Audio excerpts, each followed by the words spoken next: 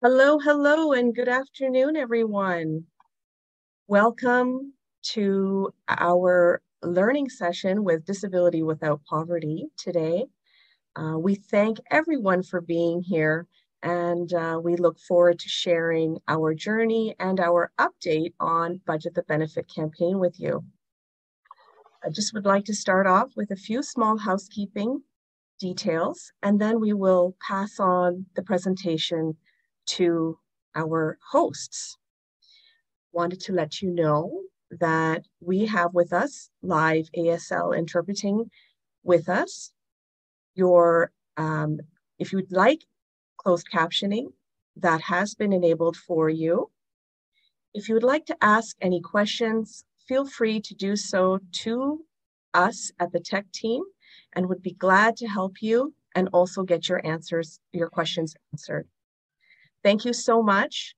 And at this time, I'd like to turn the presentation to our National Director, Rabia Khedr. Rabia, take it away. Good afternoon, everyone. My name is Rabia Khedr. First and foremost, I'd like to acknowledge the traditional territories from sea to sea to sea that we have built the Disability Without Poverty movement on. We are inhabitants of these lands through occupation and settlement. We are grateful to the original inhabitants of these lands, the ancestors of our first peoples of Turtle Island, who have protected and preserved this environment. And we are committed to truth and reconciliation in seeking justice for our first peoples, and of course, in the spirit of disability rights, achieving greater inclusion for all. I'm talking to you from Mississauga, Ontario, most recently the traditional territory of the Mississaugas of the New Credit. I would like to just do a little more introduction about myself to contextualize the work that we do and why we do what we do. We are a movement for and by disabled people. So I am a person with a disability, with lived experience. I am blind. This is a disability from the beginning of my life as somebody inheriting a condition. I'm also the sibling of individuals with disabilities, and particularly intellectual disabilities and complex needs, and therefore very aware and sensitive to the needs of families and family caregivers. My grassroots work extends about 30 years of my adult life and beyond, because I've always had to advocate for myself and others around me with disabilities. And as a racialized woman with a disability, of course, there are layers of barriers that I face that compound my lived experience of obstacles and of ways of overcoming to achieve and seek out opportunities toward greater accessibility and inclusion. So Disability Without Poverty is pleased to create this space in Ontario for an Ontario-focused conversation today. And it is my honor and privilege to introduce our Budget the Benefit campaign and to reach out and connect us all in Ontario with the support of our fantastic team. From National, Sabrina Latif, and from Ontario, we have Cassandra Beaumont, and doing some back-end work, and of course, our spokesperson, our lead outreach person in Ontario is Janet Rodriguez. And I will hand this over to Janet right now. Thank you very much for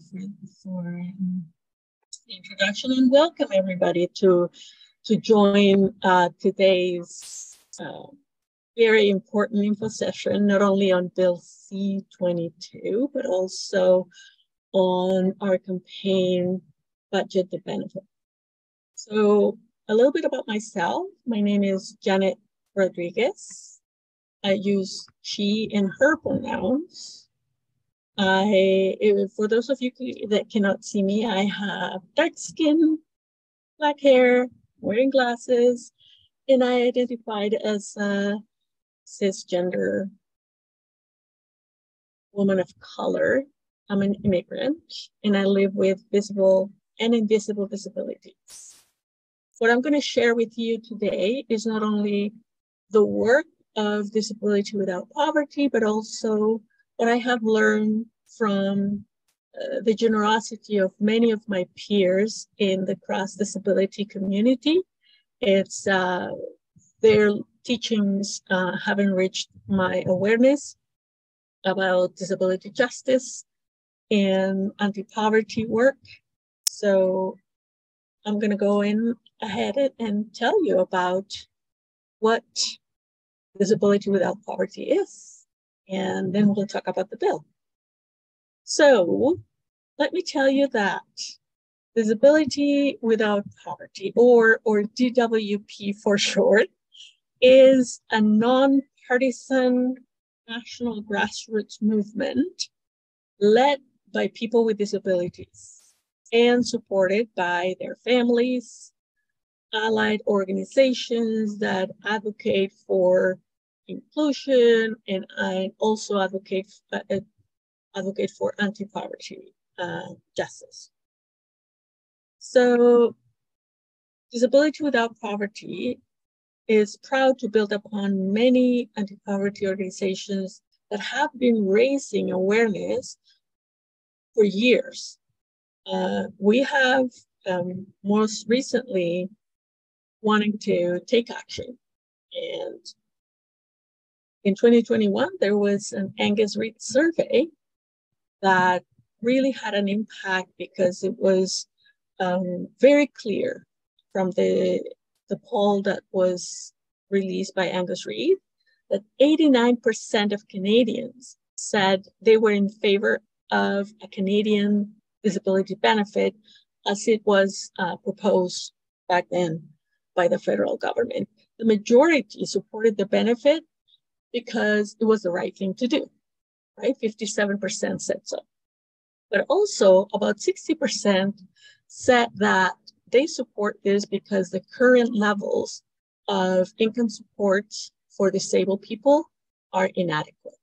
Many of us in Ontario, for those who receive the ODSP, the Ontario Disability Support Programs benefit, we know that $1,200 is legislated poverty lifestyle.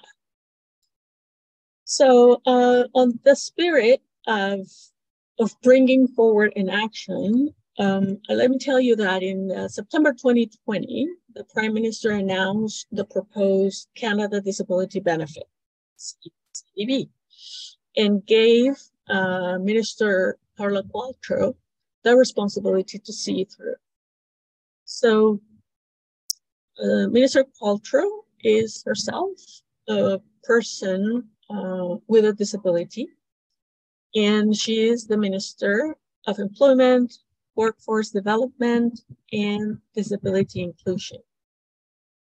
So between that 2020 announcement, where we are today, something really important happened. In 2021, new federal elections were called. What does that mean? Any bill in the process of becoming law go back to zero, back to nothing. So the elections came through. We had the same Liberal government. So this time around, Disability Without Poverty just picked up where we left off and continue expanding representations, consultation, meeting, getting more allies, more organizations to collaborate with us in many different provinces, coast to coast, and to build from where we left off.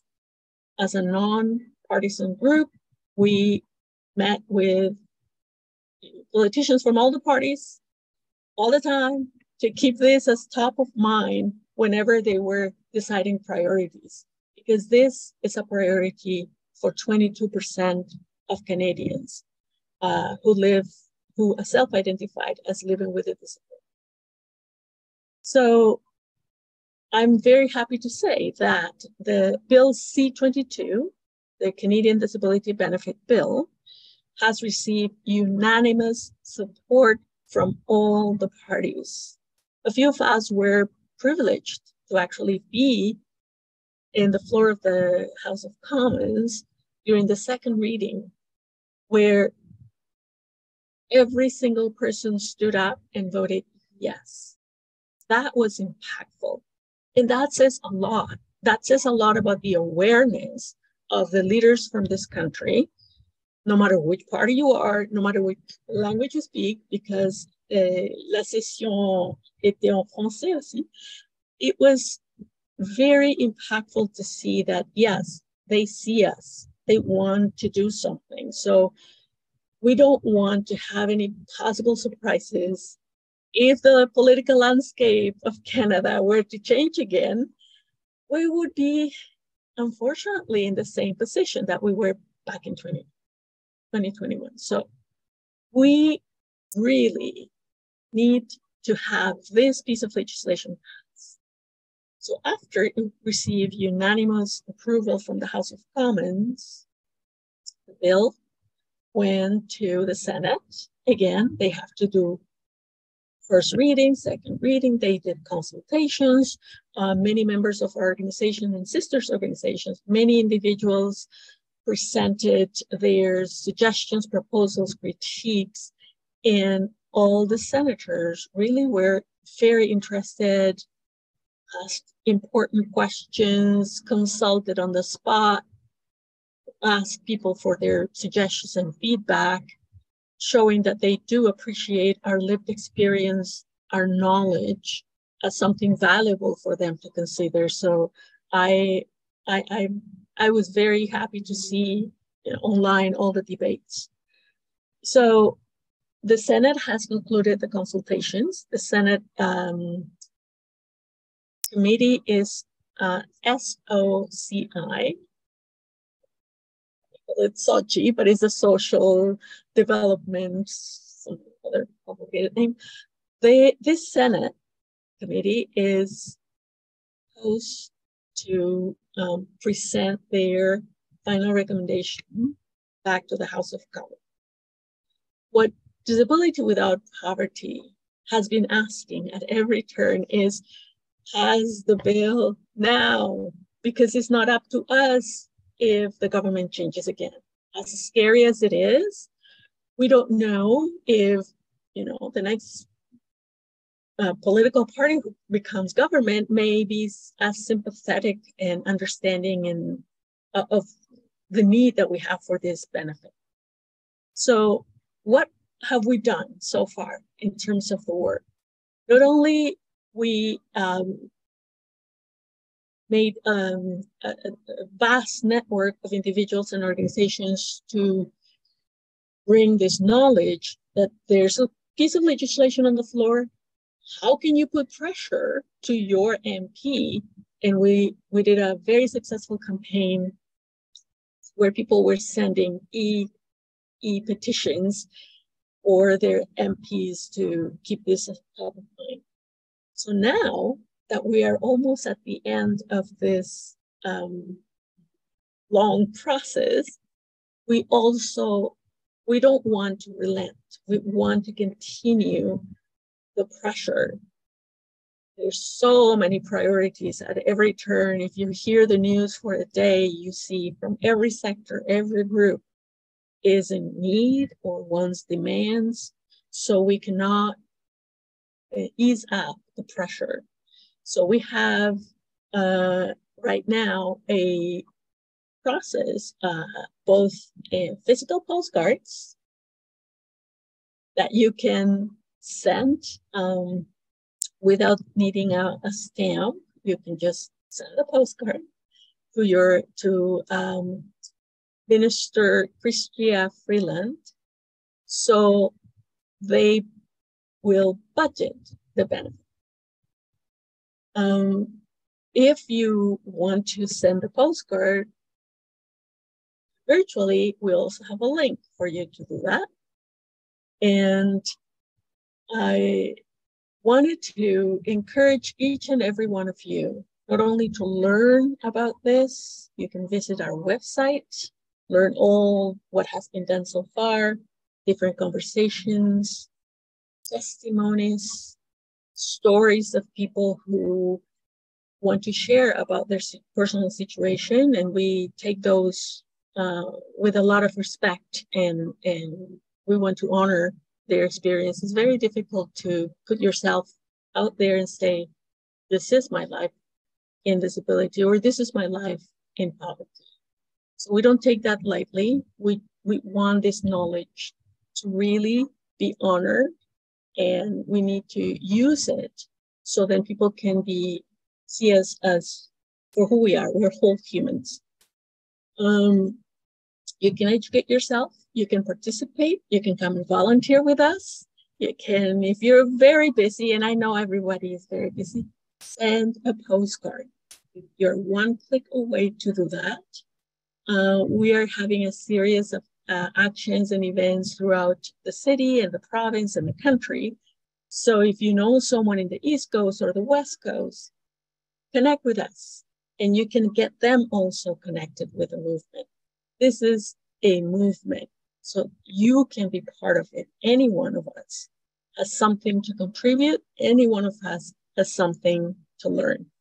So on that note, I am going to share the floor with Rabia, who can tell you more about the latest developments where we're at the Rabia, you can take it away.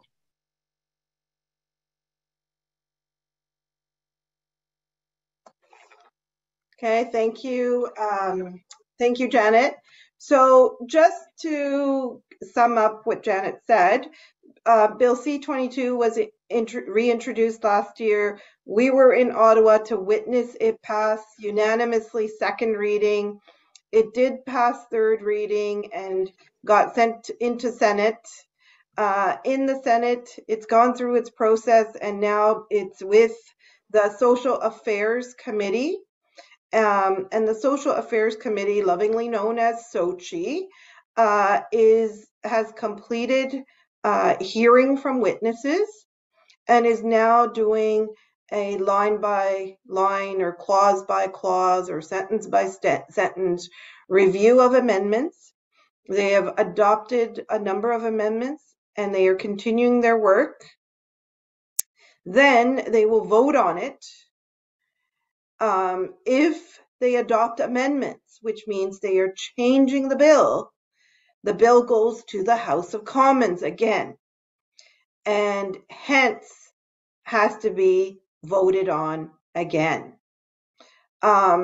which makes us uncomfortable, makes us concerned, because if there are a lot of changes, we may not garner the same spirit of everybody being united behind the bill, doing the right thing. They might get sticky about different things. Politics is politics, and it's changing all the time depending on what gains each party wants to make and what their priorities are and whether they're gearing up for another election. Where in the state of a minority government, there are concerns about government being prorogued by the Prime Minister, which would pause everything. There is debate about a possible early election next year. Even though the Liberal NDP agreement goes to 2025, that does not mean that there can't be an election earlier. We at DWP feel that if there aren't substantive amendments that are genuinely going to improve the bill that cannot be resolved through regulations, then there's really no need to complicate the process. We need the bill passed as quickly as possible, and that's the message we've been sending. And we are ready to work, bringing lived experience forward in a variety of ways to help co-create regulations. So with our Budget the Benefit campaign, our assumption is that we're pushing hard and we want to see this bill passed into law, and we want to call on the finance minister to budget the benefit, which will lead up to our June 2nd series of events in key constituency offices where we need active participation. Right now, what we need key participation in is the postcards. So the bill is with Senate, and there are two ways it can go. Amendments that get voted on, and if the amendments are adopted by Senate, that means the original bill, C-22, has changes, and it has to go back to our elected arm of Parliament, our MPs, to vote on again. If the amendments proposed by the committee are not adopted by the Senate, and the Senate votes yes to pass the bill, then C-22 goes to royal assent and becomes law. Hooray! The Canada Disability Benefit legislation turns into law, and we can get rolling on the work that needs to be done to budget the benefit and get money as quickly as possible out to people. So I hope that's as clear as can be in our democratic process of what happens behind the scenes to make, I mean, it happens in front of the scenes, but a lot of us don't follow things as carefully. This is maybe the first piece of legislation that I'm following in this much detail in my entire life. And as I'm pretty sure for many, many of us. So here's where we're at. The power rests with our senators who are appointed by the prime ministers years gone by and today through a selection process. They are not elected, but they're appointed to provide sober second thought. And in their sober second thought, we are appealing to them to get this bill into law this spring. Back to you, Janet. Thank you very much for that, Rabia. So we invite all of you, you can put a question on the chat if you want to, clear up any doubts that you may have. If there's something we said and we didn't explain it too clearly, I'd be happy to revisit that. If you're really wanting to participate, send us an email. They put an email in the chat for you to be in touch, receive our newsletter, to also know of our next actions or events happening. I can tell you that this weekend we're going to be at May Fest, which is... I have a question. Sure. My name is Mohammed. I'm from Toronto. So this benefit only for money? I mean, because I see the bills is anything added like a housing, like we can prioritize housing or other kind of benefits. So I don't see anything, but it's also meant because every day, the Toronto, the big cities, housing rent is increasing every day. So if possible, I don't know it's possible yet not, next time, so put some, the priority for housing. So there like Ontario, before Ontario, there is a priority for disabled, but they removed it. like other Vancouver, they have still priority. So our main cost for the property we are living for housing, rent. So if it's become normal with us, we can manage anyway. So maybe I can help jump in here, Janet. Is that okay? That's fantastic. Thank you. Okay. So Disability Without Poverty has been laser focused on the fact that people with disabilities who are underemployed, unemployed, unable to work for whatever reason due to the barriers that they face as a result of their disability and are on provincial support programs are living well below the poverty line. So the official poverty line, there's 52 official poverty lines based on the market basket measure across the country. And the majority of folks with disabilities, about 1 in 4 people with disabilities, live well below that poverty line when they're on provincial benefits. They're about 40% below the poverty line. For example, in Toronto, the official poverty line is about just over $2,000, and the ODSP, Ontario Disability Support Program, is just over $1,200. Yes, rents are very high. People are not able to pay rent. People are not able to buy food. And the Canada Disability Benefit as a national benefit is like a top-up benefit, like the guaranteed income supplement for seniors, like the Canada Child Benefit for young families. So it's meant to give a little more money to people who are living in poverty to help them with their costs.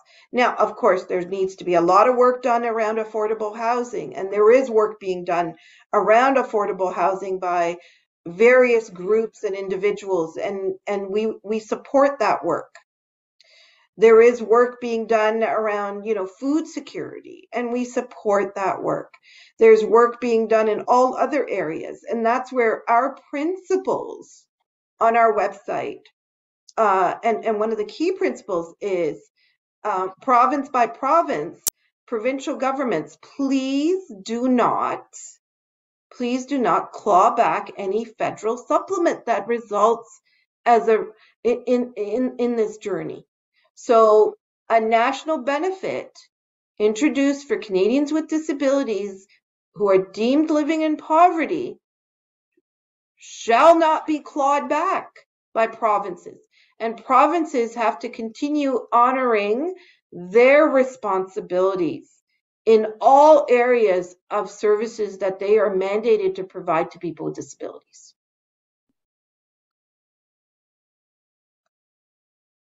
Excellent. Next question, Janet. Sure.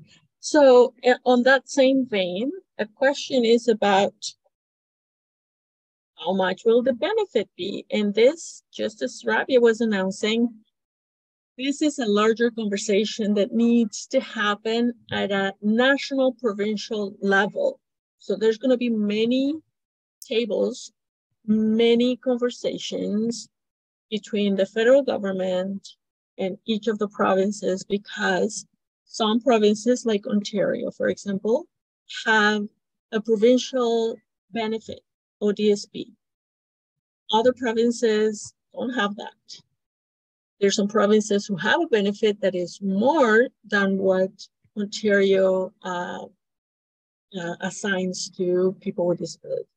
So there's not an even amount or an even number, but as Rabia was saying, what this benefit, this amount of money, will be something that it goes over and above what the individuals are receiving in a particular province. They have to be framed within what they call the line of poverty, and there's many in the province, and so that will be an ongoing conversation. For those of us in the disability justice movement, we say nothing about us without us.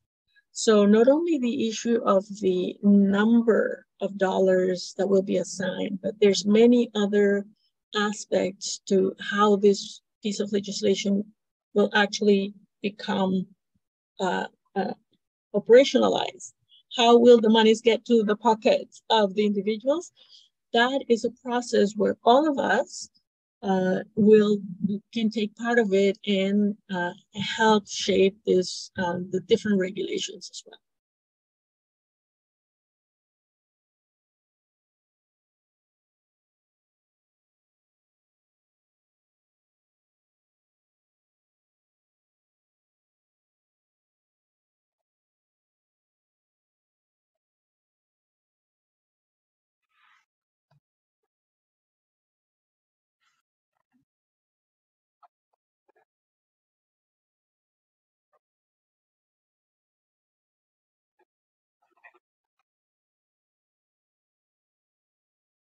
Other questions out there, Janet? Yes, there's one that says, what if a disabled person is not on ODSP or has lost ODSP? Will they still qualify for the benefit? Again, what we're advocating for is provincial benefits can't be the only gateway to accessing this federal benefit. They can't be the only eligibility criteria. The eligibility criteria has to be people with disabilities living in poverty. That's the key. Yes, and thank you for that. So there's another question here that is a very interesting one. Will there be clawbacks? That was one of the key things that we continue to lobby at every time, that there will be no clawbacks. And for those of you who are not familiar with this term, for example, in Ontario, a person receives a little bit over $1,200 for housing and all the other expenses that they need. And let's say that for 1 month, they manage to have some form of employment. If the monies that they receive for that temporary employment or a gift goes over the limit, the government then can take back some of the money that they have earned, right? So they are putting the effort to actually get a job, go to work, but then the governments and the provinces have a way to take that back. So with this benefit being from at the federal level, we're lobbying for this. What we're asking is for this benefit to be added, whatever amounts the person already is receiving, if they are receiving something, not to have clawbacks. And Rabia, maybe you can have an answer.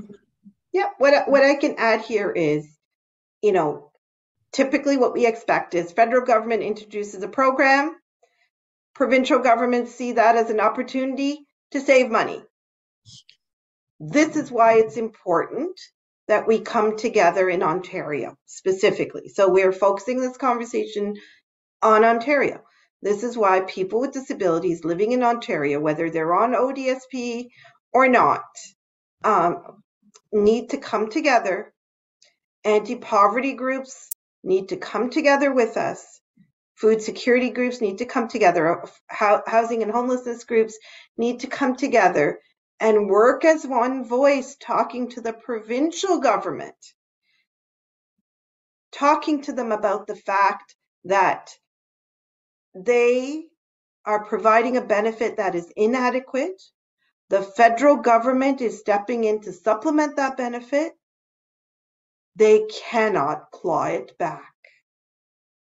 So this is where it comes down to us coming together as Defend Disability, ODSP Action Coalition, GTA Disability Coalition, various organizations and advocacy groups operating in the disability justice space in Ontario and the anti-poverty space in Ontario, coming together, informing the province of the reality of disability poverty, and the support coming in from the federal government, sending a very clear message to the minister and to the bureaucracy that federal supplements shall not be clawed back.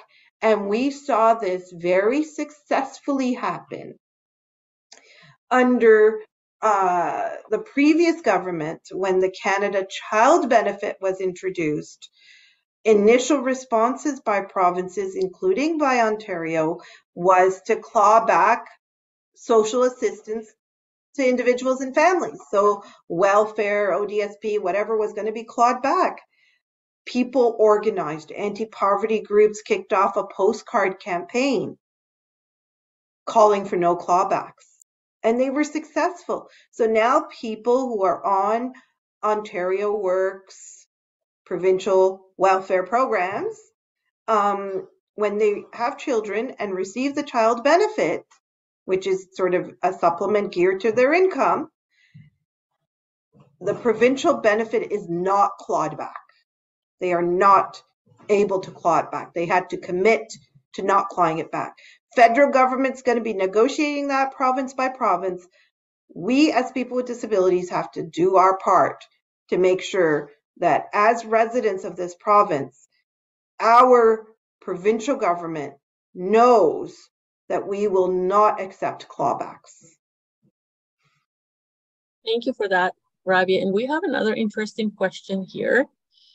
It says, can Canada Disability Benefit, or Bill C-22, be applicable for those in CPP disability, those who are receiving that benefit? I think essentially what we're advocating for, and these are our principles, it's not what kind of benefits anybody receives, it's the income amount. So any supplemental benefit will be income tested. There's no way that finance will give out anything that's not income tested. We don't want it to be means tested. That's one of our key principles. So we want this benefit to be individual, not based on family income and assets, but based on the individual's income. We want this benefit to be supplemental to all other provincial, federal, or private insurance benefits. So as long as the income amount keeps people below the poverty line, whatever source of income they have, whether it's earned or otherwise, if they just are not receiving enough money every month, they should be eligible for this top-up benefit to make their basic ends meet. Thank you for that. So this is a very interesting question because there's so many disability definitions. So the question is, what definition of disability will they use? Well, that still hasn't been determined, but we want them, of course, we're advocating for the broadest definition possible. The Convention on the Rights of People with Disabilities, there's a defines disability in a certain way. Accessible Canada Act has a definition of disability. We want disability defined as broadly as possible. Because we know that province by province, the eligibility requirement based on the definition varies. We know that some provinces don't even have a provincial benefit. So I don't see any other questions. So please put it on the chat if you have a question. But let me make a call to action, because as a movement, the only measure of our success is how much farther in advance are we? How far are we in our movement? So we have about 53 persons joining in today's chat. If you send a postcard, we're 53 postcards closer to putting that pressure to the minister. If you want to amplify your action, take a picture of you clicking that postcard and put it on your social media. And if you have Instagram and TikTok and Facebook, that's one action that can be amplified in so many different ways. And that will keep increasing the pressure. That will inform all of the persons that follow you in the different social media to say, hey, what is my friend doing here? I'm going to ask them about it, or I'm going to support them in what is important for them. We all have a parent, a friend, a neighbor, a children, or a classmate, workmate. We all have somebody in our inner circle that we can influence, right? And I'm going to ask you to exercise that. We are in this together, and we need to amplify. Whether you live with an experience of disability or not, I think that if we all do this work from a principles base, no one should be living in poverty. But especially those who are marginalized and cannot earn their own income due to something that is absolutely not of their own choosing, such as having an impairment or having a disability, right?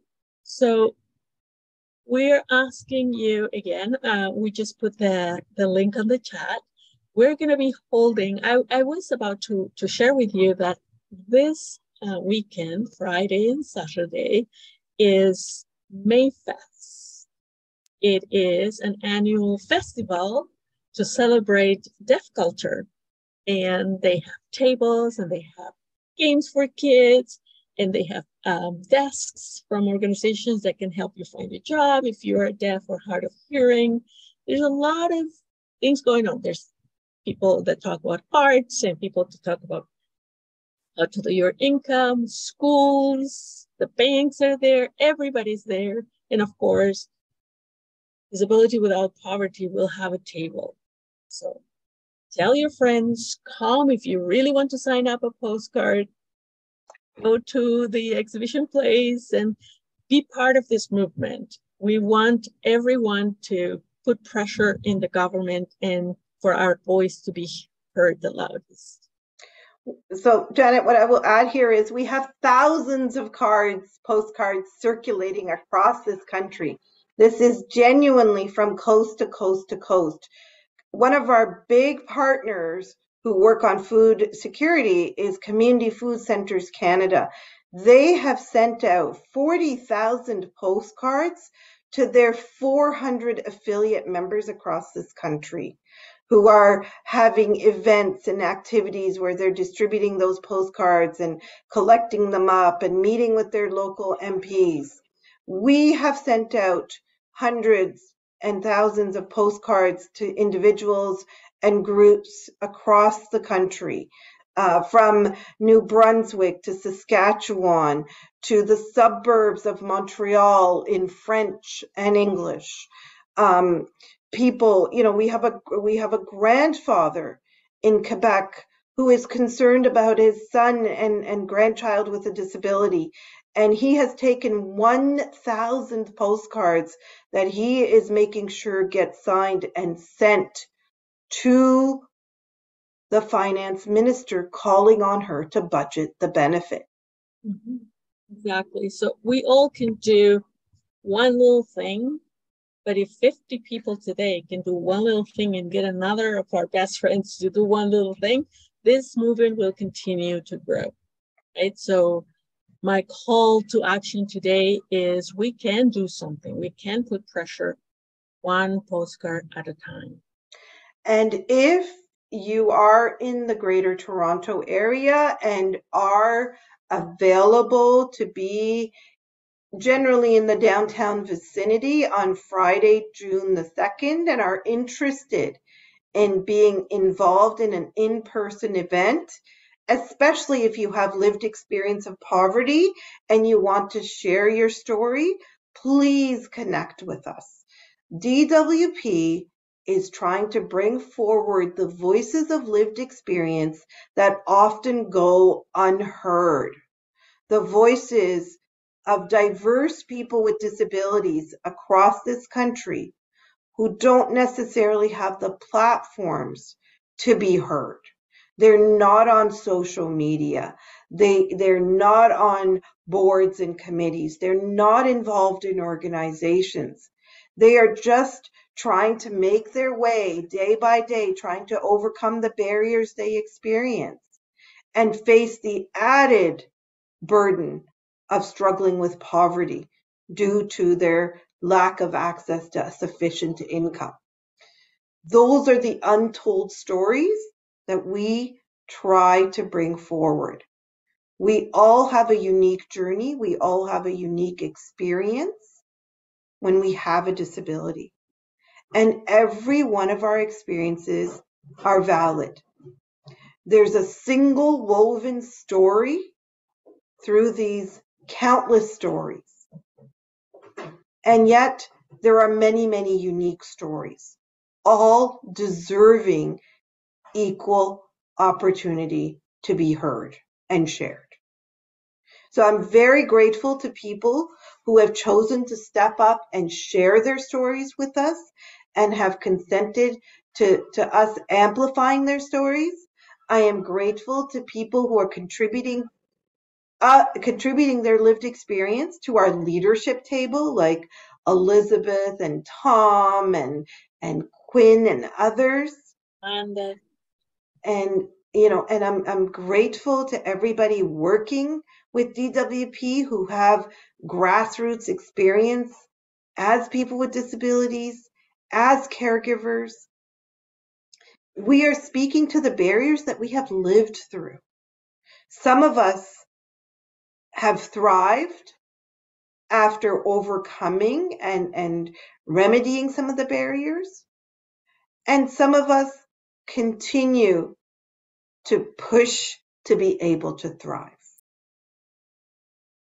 And Janet, you did a wonderful job of explaining to me what thriving means. And, ever since then, I've started to use that term, because thriving doesn't mean I'm living a life of luxury. It means that I have my basic needs met and I can achieve more because I'm able to, do that little extra that I need to overcome the barriers I experience. Thank you for that. And so there was one last question, and I believe this is the last question for today. And I don't understand DERB, and maybe somebody can help me with this. Is there any best way to push for DERB in the interim? Oh, sorry, say that again. Is there any way to push for DERB? Disability emergency benefits. The amount of time that it's going to get the system to figure all of that out. Remember how long it took them to get us the emergency disability benefit in 2021. We were the last group to receive anything, and they really couldn't filter out much. And not everybody with a disability who really should have had access to it did. So the amount of time that it would take the system to figure out how to give out an emergency benefit, we rather have them take that time to figure out how to put a permanent benefit in place that we can work on improving. We keep saying that the initial benefit may not be perfect, but we will continue working on it. We don't want to wait for perfect and have nothing. So the one of the key things that we actually have asked for this in this particular session is get involved in whichever way you can. If you can get involved once, send that postcard. If you can get involved on a more regular basis, subscribe to the newsletter. If you want to join our fireside chat, sometimes we have national conversations online, sign up for that. And if you want to volunteer with us, let us know. Send an email. All the information is in the chat. And, please tell it. You can even educate your MPP, because if they are not aware that this is happening, if the legislation is passed at the federal level, your MPP, your local provincial representatives, will need to be engaged and involved. So then the more you educate yourself, the more you educate your elected representatives. So send them a link to our website. Tell them, hey, are you informed about Bill C-22? You know, can you help us set up a meeting and, you know, let us know. We'd be happy to join you if you want to organize something in your church basement. If you want to organize something in the library where you're at, we'd be more than happy to come and help you in if you want to do any actions with it. Rabia, that's for me. That's my last comment, and I'm going to give you the floor to close us up. And I don't have much more to add to that, just that we are very optimistic that we're going to get this bill to the finish line with all of your support. Amplify our social media messages, participate in our postcard campaign, connect with us, share your stories with us so that we can bring those real stories of real people forward. This is a test of Canadian values. Canadian values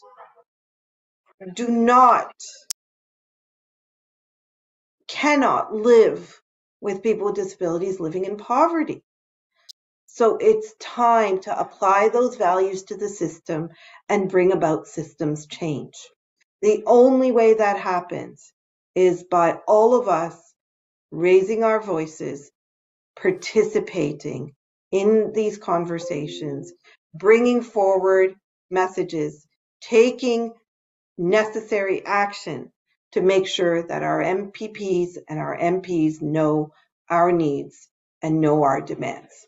We demand the Canada Disability Benefit, and we demand it now. We demand that it become law. We demand that it be budgeted.